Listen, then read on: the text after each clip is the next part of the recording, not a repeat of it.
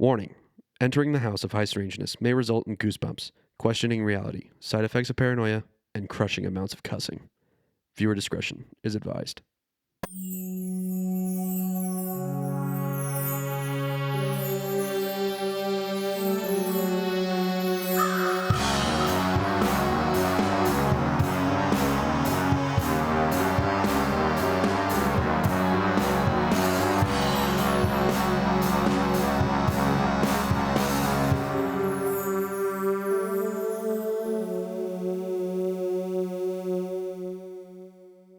Welcome back. Welcome home to the House of High Strangeness podcast. We are your hosts. I'm Rachel. I'm Joe. And today we're talking about the Jersey Devil. The Jersey Devil. Jersey. Jersey. Jersey Devil on the Jersey Shore. The Josie Devil. Josie. Josie. My little cat.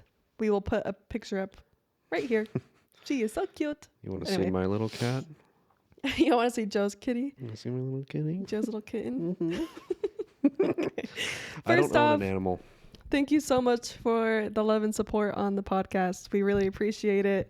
If you don't mind, please rate and review us on Apple Podcasts and Spotify, and give us a good subscription and liking on our YouTube channel. If we get to 500 subscribers on YouTube and followers on Instagram and TikTok, and maybe if you send a little bit more listener lore, I will paint myself red and present to you a cake I baked myself with my feet.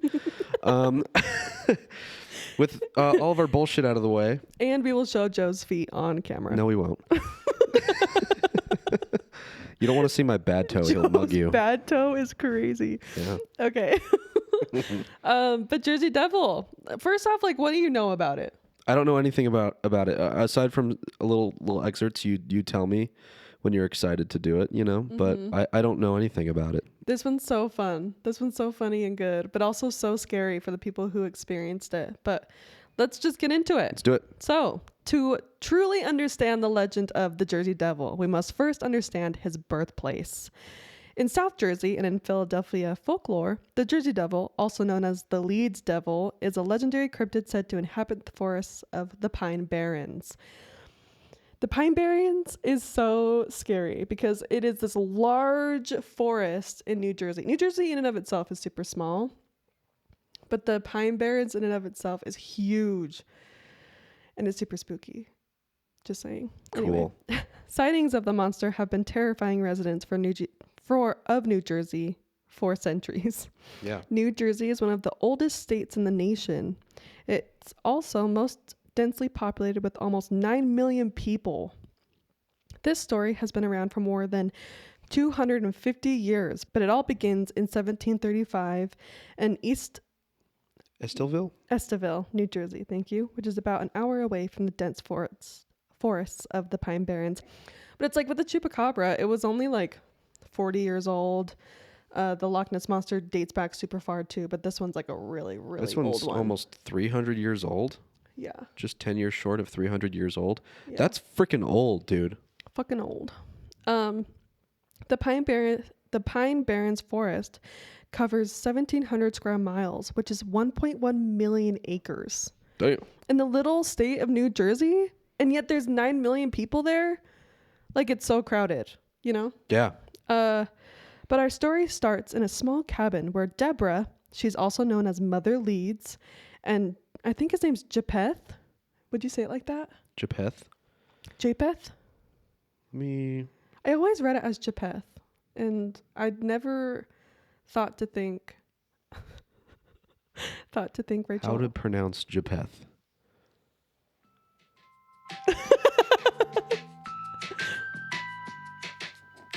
I'm going to just keep this going a little longer. Should I take the survey? No.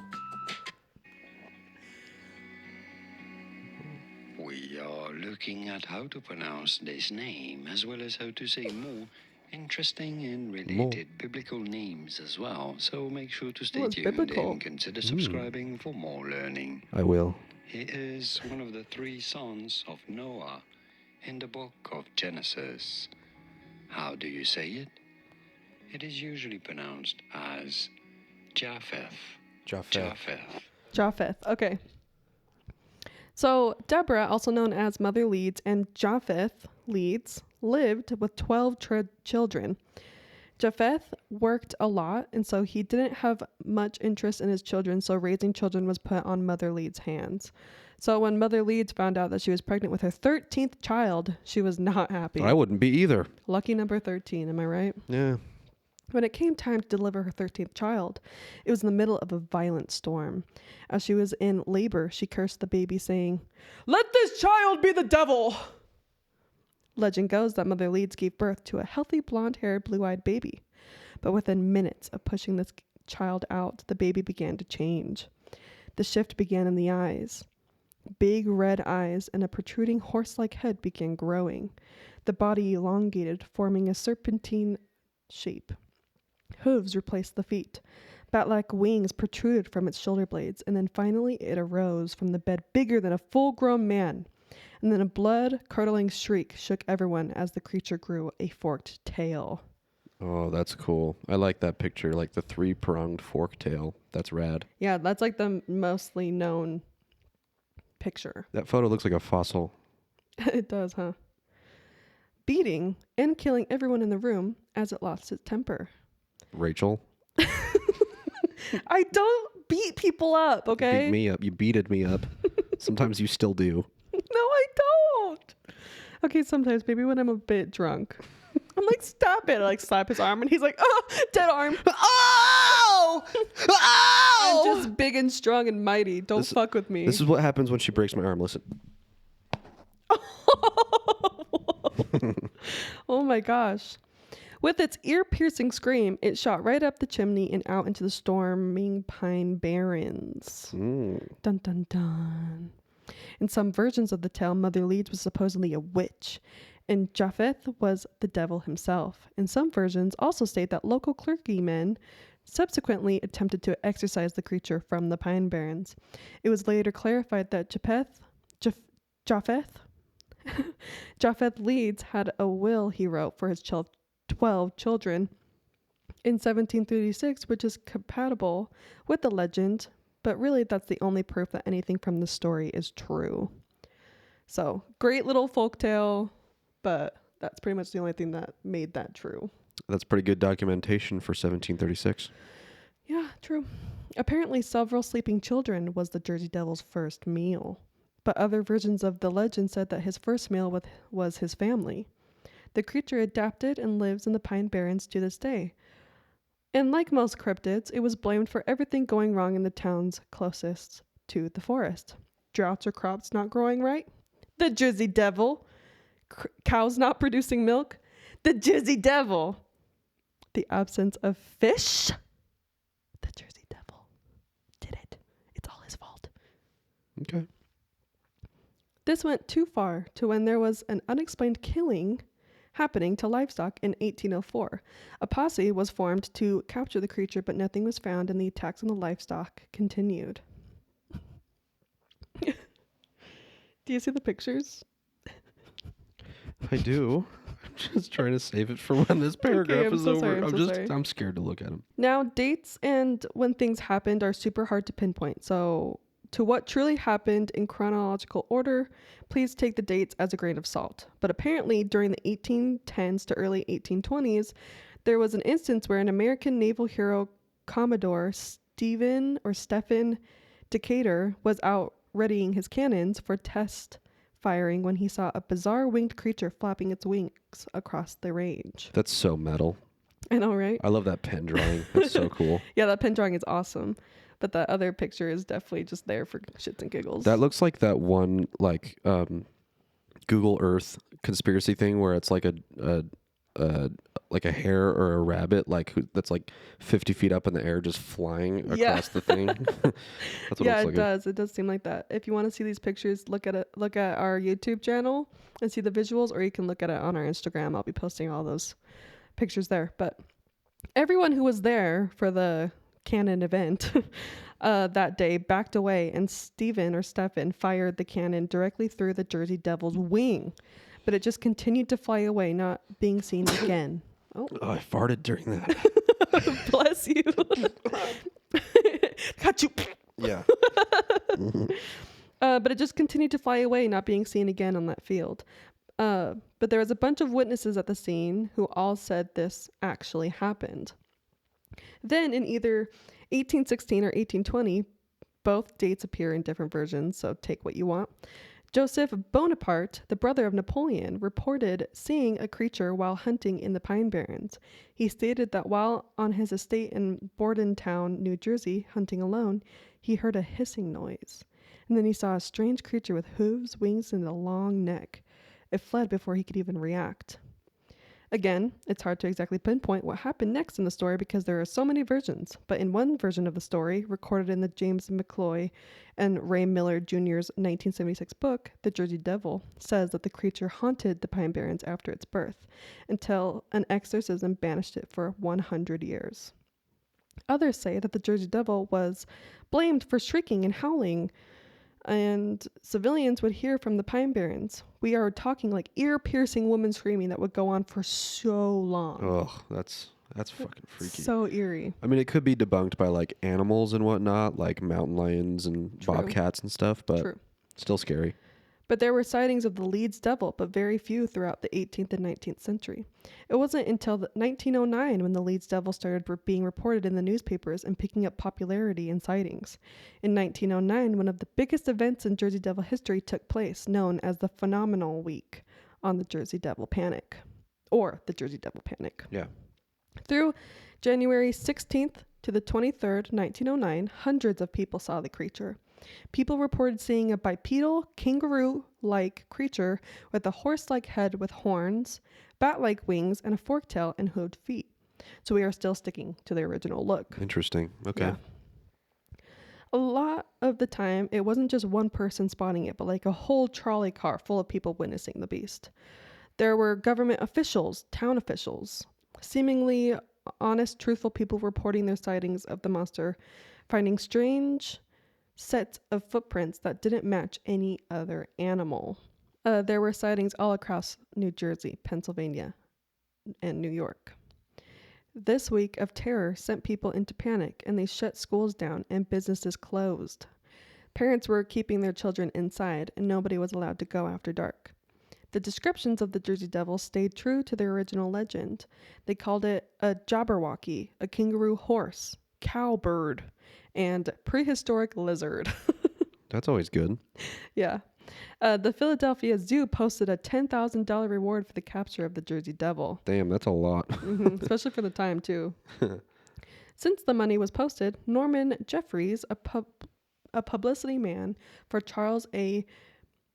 Brodenberg, owner of the struggling Dime Museum at 9th and Ark Streets in Philadelphia, decided to take advantage of the 1909 Jersey Devil hysteria. So there's the... Oh, I guess it's 9th and Arch Museum, caught and here alive, the Leeds Devil.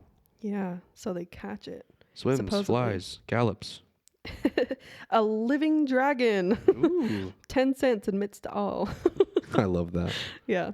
The zoo thought that the Jersey Devil was captured, and they started selling tickets for those to come see the monster for themselves. But since there was no real creature to present, Brodenberg followed the tradition of the P.T. Barnum created a creature.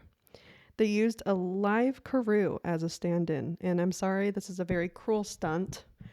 A bit of a discretion here. Please advise that this is a bit of cruelty. Animal cruelty. To the kangaroo. But a taxidermist named Hope painted stripes all over the animal's fur and strapped awkward homemade wings to its back. The distressed kangaroo, clearly uncomfortable, began licking the paint off its own body, an act that made the hoax increasingly difficult to maintain.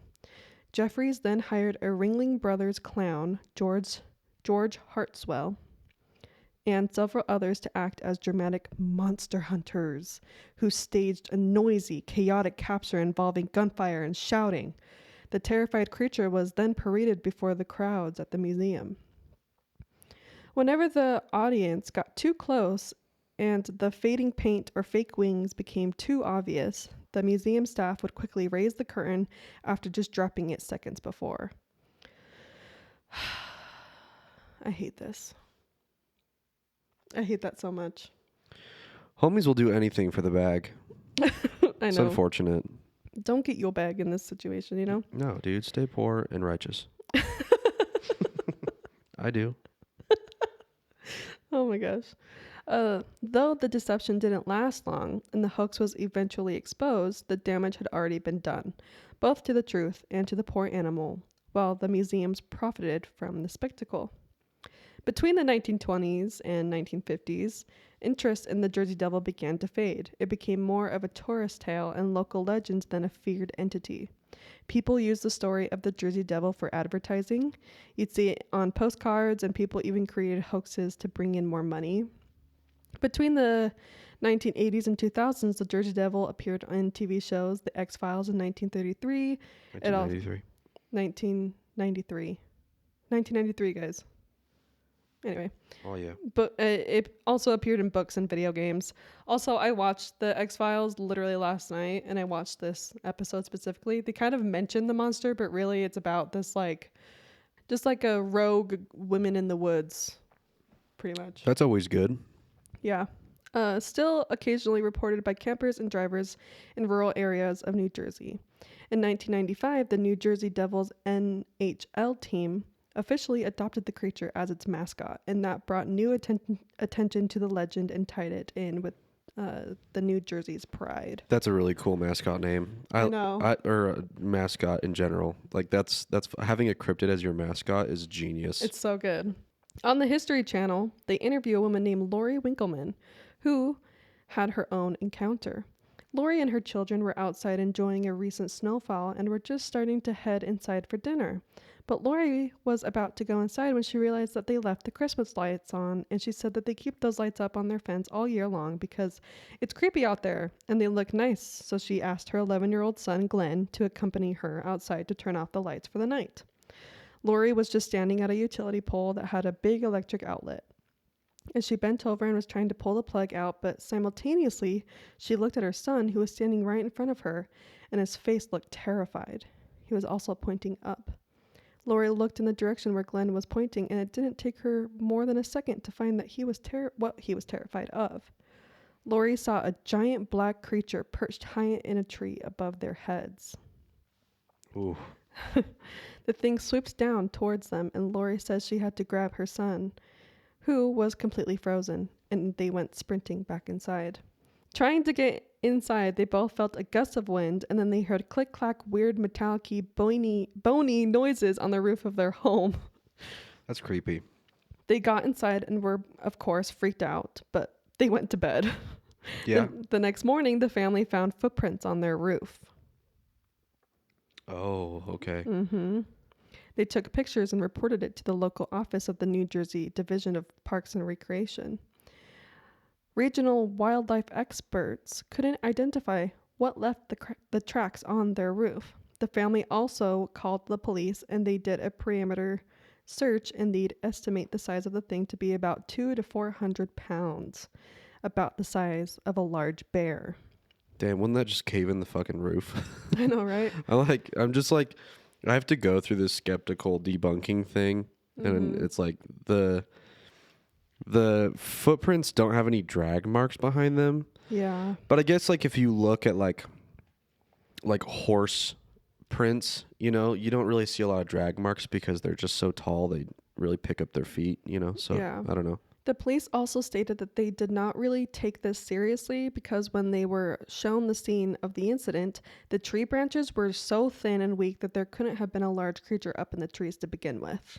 Mm-hmm. They brought in bird experts, and they said that this would have been likely a great horned owl because they have large faces, and in catching light, their eyes can glow red.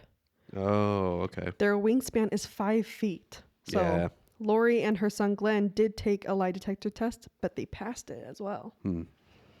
One theory is that people were seeing an African hammerhead bat. Oh, yeah, that looks a lot like it, actually. Right? But the bat wouldn't have much chance to survive in a cold climate like New Jersey. It needs lots of fruit to survive year-round, but I mean, just looking at the bat, you can see why people thought that.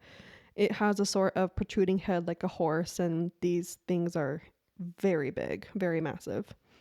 But as with most legends, there's always a truth hiding underneath the superstition.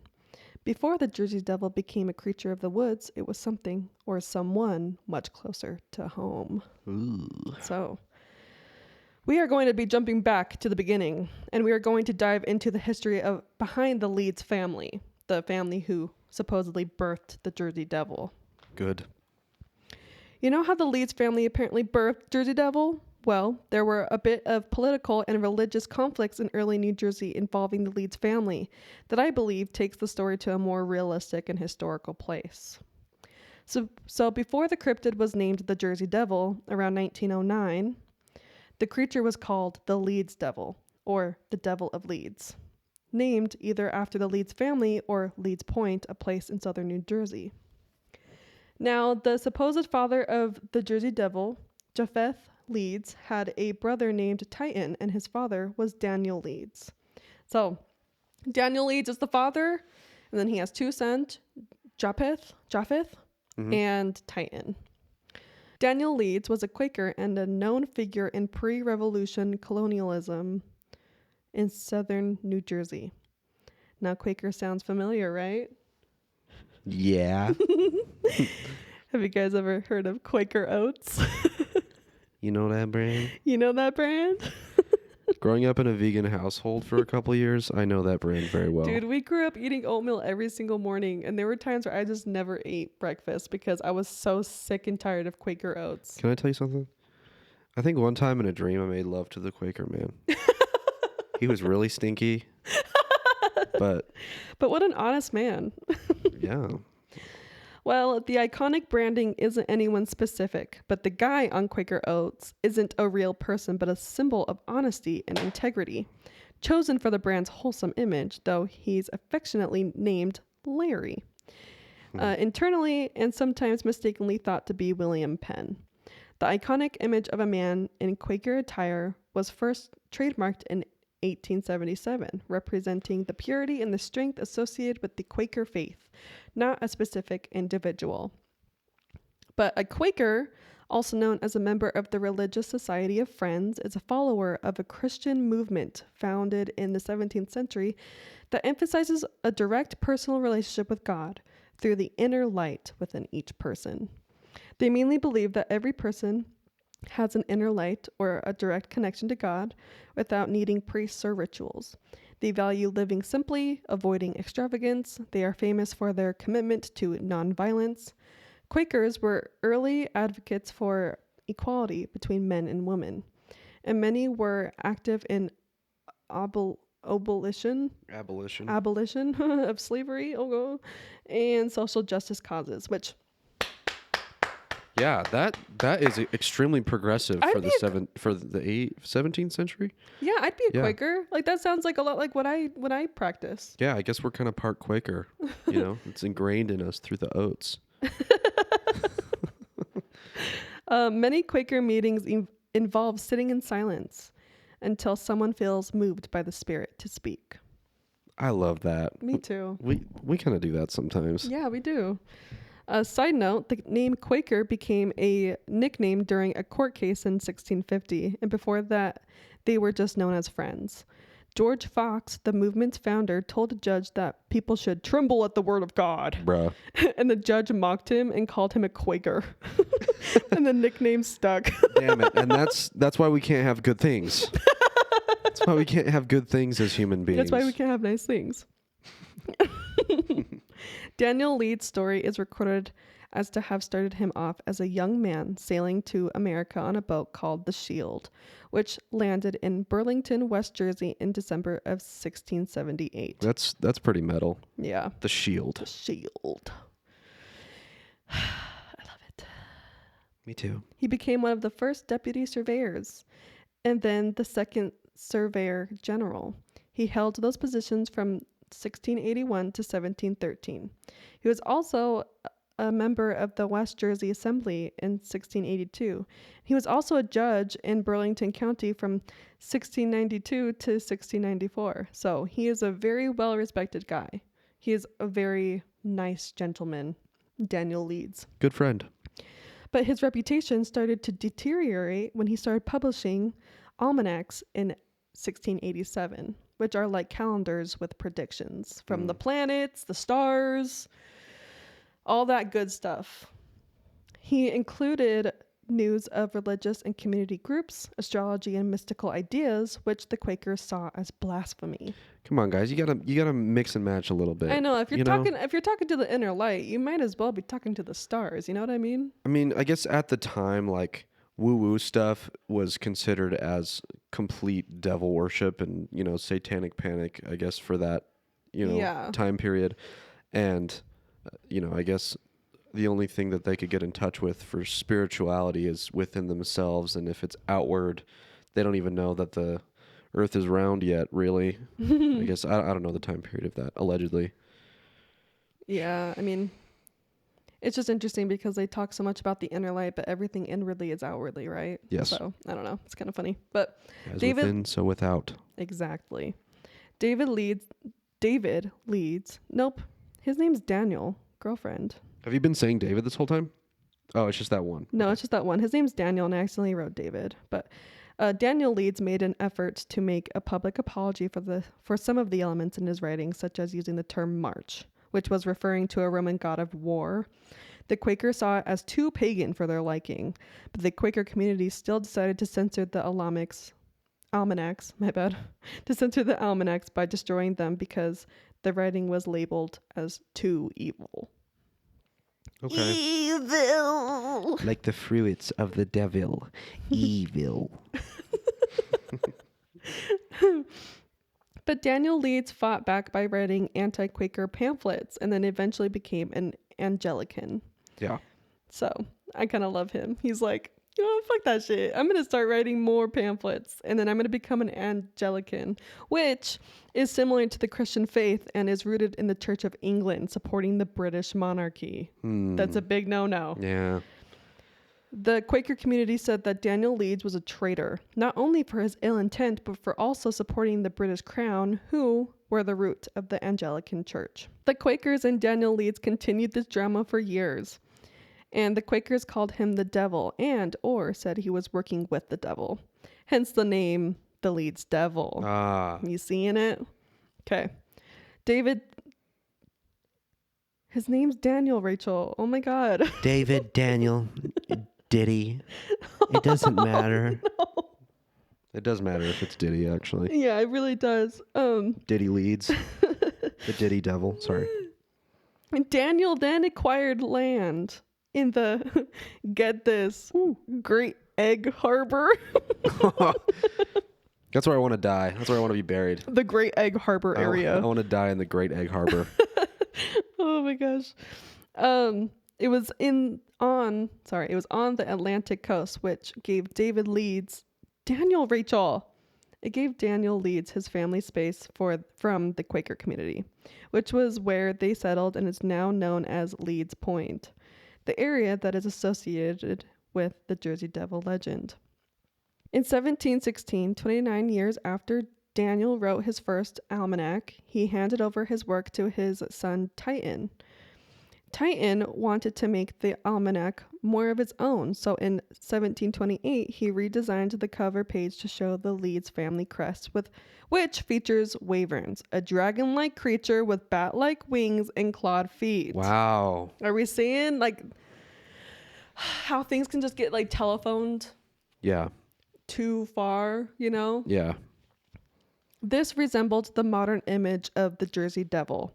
At the time, people were also turning against anything related to royalty or nobility, and family crests were seen as symbols of that. So, the creepy dragon logo, the family's strange beliefs, and their bad reputation all came together to feed the legend of the Leeds Devil, which later became the Jersey Devil.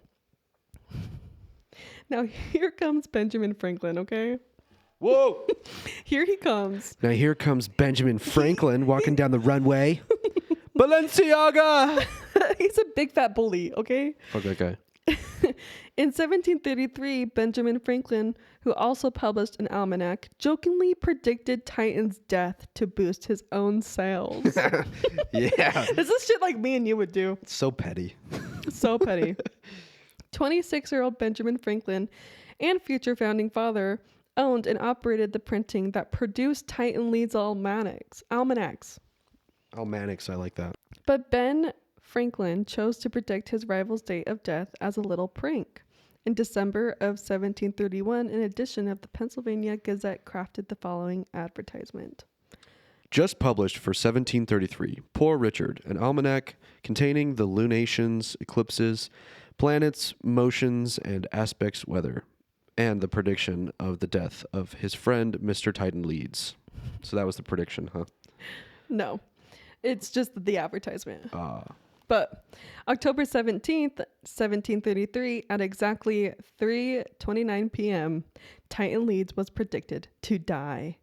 That's so specific, Ben. Oh, bitch, please just listen.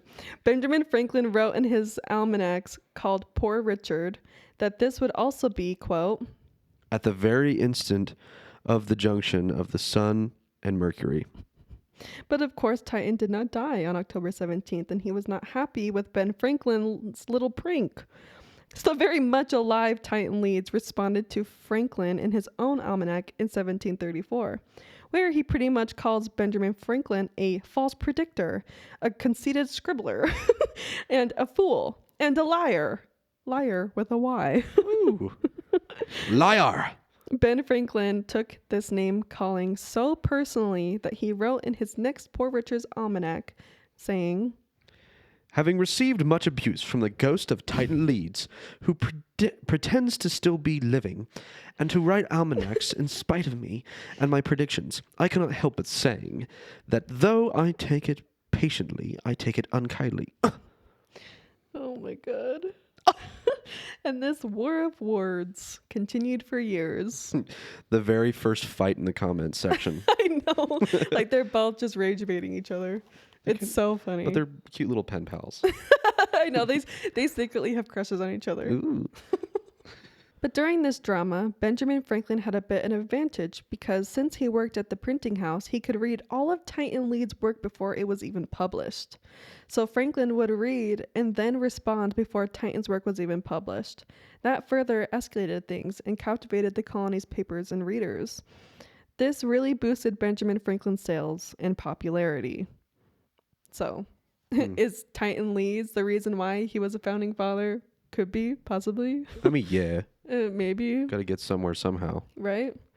Even after Titan died in 1738, Franklin kept calling him a ghost. In the 1740 edition of the Poor Richards, it talked about a late-night visit from the ghost of Titan Leeds himself, who Benjamin Franklin stated that the spirit of Titan entered his brain via his left nostril and expressed the following message.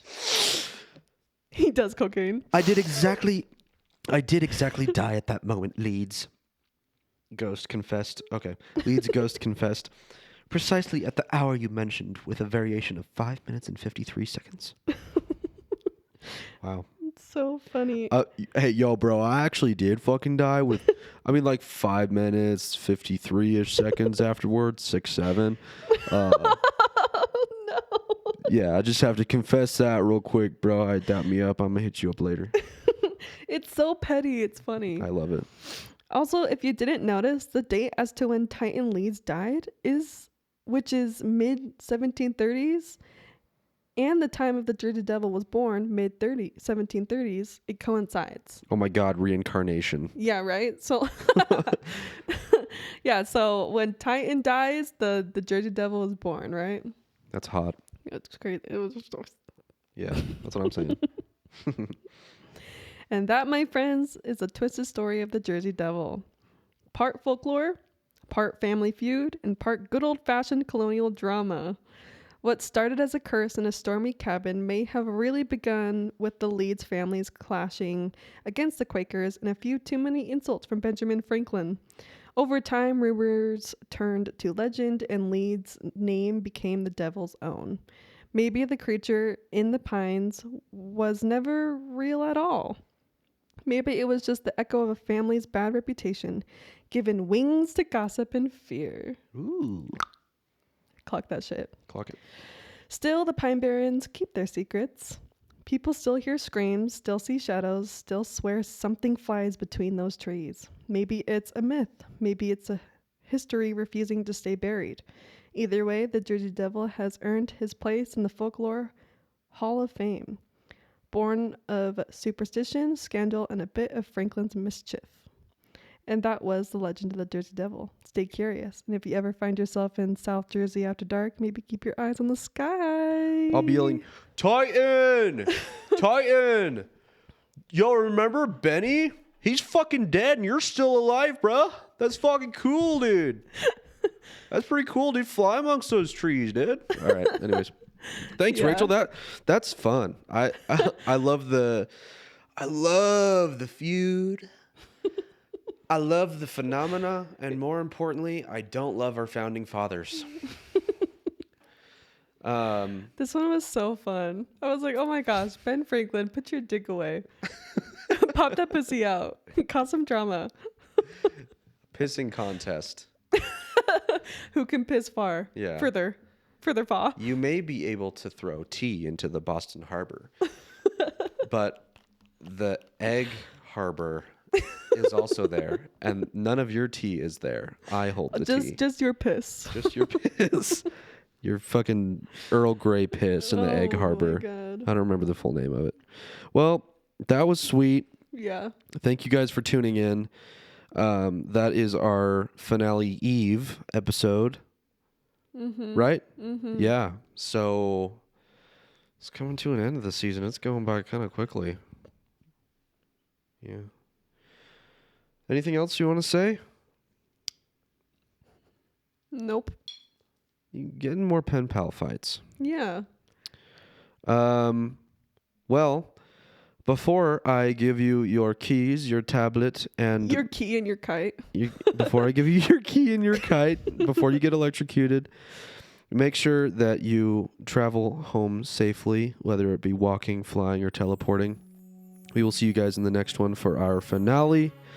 And who knows when season 3 will be next. Who knows how much of that we have planned. We love you guys. Write that listener lore. And we will see you in the next one.